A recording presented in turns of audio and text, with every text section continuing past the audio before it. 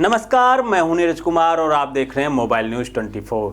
आज हम बात करेंगे प्रधानमंत्री नरेंद्र मोदी के उत्तराखंड दौरे की, जिसने राजनीति से लेकर अर्थव्यवस्था और पर्यटन से लेकर युवाओं के रोजगार और पलायन तक हर जगह नया चर्चा छेड़ दी है। जहां प्रधानमंत्री नरेंद्र मोदी ने गंगोत्री धाम के शीतकालीन प्रवास स्थल मुखवा और हर्षिल घाटी का दौरा किया, कुछ लोग इसे सनातन संस्कृति और मंदिरों के प्रचार से जोड़कर देख रहे हैं, तो कुछ लोग इसे उत्तराखंड की राजनीति से जोड़कर देख रहे हैं। लेकिन क्या ये सिर्फ एक धार्मिक यात्रा थी या फिर इसके पीछे एक बड़ी आर्थिक और रणनीतिक सोच भी थी? क्या इस दौरे से उत्तराखंड को मिला आर्थिक बूस्टर?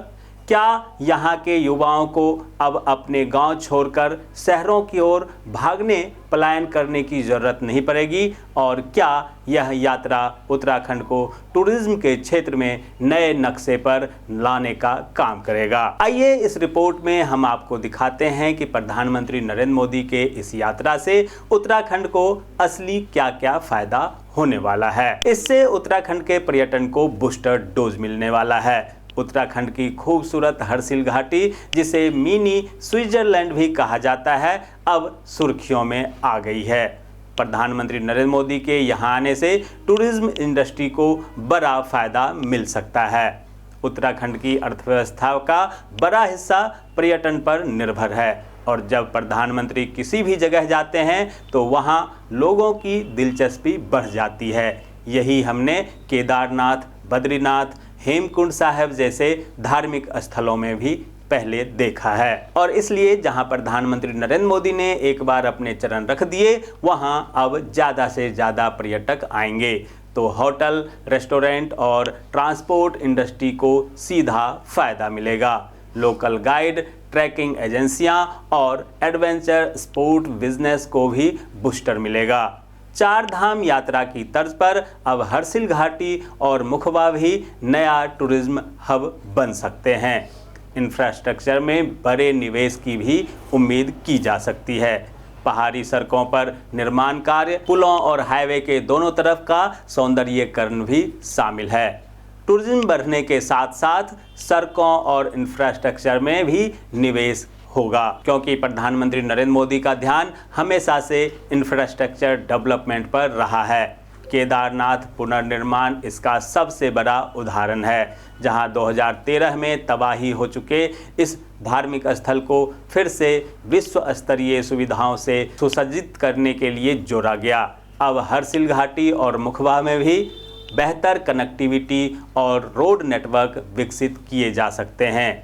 नए एयरपोर्ट, हेलीपैड और ट्रांसपोर्ट सिस्टम बनने से उत्तराखंड की इकोनॉमी में सीधा ग्रोथ देखने को मिल सकता है। रोजगार और पलायन की समस्या का भी इससे समाधान होने की उम्मीद की जा रही है। उत्तराखंड के पहाड़ी इलाकों से हर साल हजारों युवा रोजगार की तलाश में शहरों की ओर पलायन करते हैं, लेकिन अगर पर्यटन और इंफ्रास्ट्रक्चर को सही दिशा में बढ़ाया जाए तो स्थानीय लोगों को अपने ही गांव में रोजगार मिल सकता है। कैफे, होटल, रेस्टोरेंट में नौकरी के मौके बढ़ेंगे। एडवेंचर टूरिज्म, होम स्टे और लोकल गाइड जैसी सेवाएं युवाओं को रोजगार देगी। सरकार की स्कीम्स के तहत लोकल बिजनेस शुरू करने वाले लोगों को फायदा मिलेगा। यानी अगर इस मौके का सही इस्तेमाल किया गया तो पलायन की समस्या को काफ़ी हद तक रोका जा सकता है, क्योंकि उत्तराखंड की सीमाएं चीन से सटी हुई है और ऐसे में हर्षिल घाटी जैसे इलाकों का विकास सिर्फ पर्यटन ही नहीं बल्कि राष्ट्रीय सुरक्षा के लिहाज से भी अहम माना जाता है। बॉर्डर रोड ऑर्गेनाइजेशन BRO पहले ही इन इलाकों में सड़कें बना रहा है। इंफ्रास्ट्रक्चर मजबूत होने से आर्मी की मूवमेंट आसान होगी। सीमावर्ती इलाकों में जनसंख्या बढ़ेगी, जिससे सामरिक मजबूती भी आएगी। यानी प्रधानमंत्री नरेंद्र मोदी की यह यात्रा सिर्फ आध्यात्मिक नहीं बल्कि सामरिक दृष्टि से भी बेहद महत्वपूर्ण मानी जा रही है। जी हां, प्रधानमंत्री नरेंद्र मोदी का यह यात्रा उत्तराखंड के लिए एक गेम चेंजर साबित हो सकता है।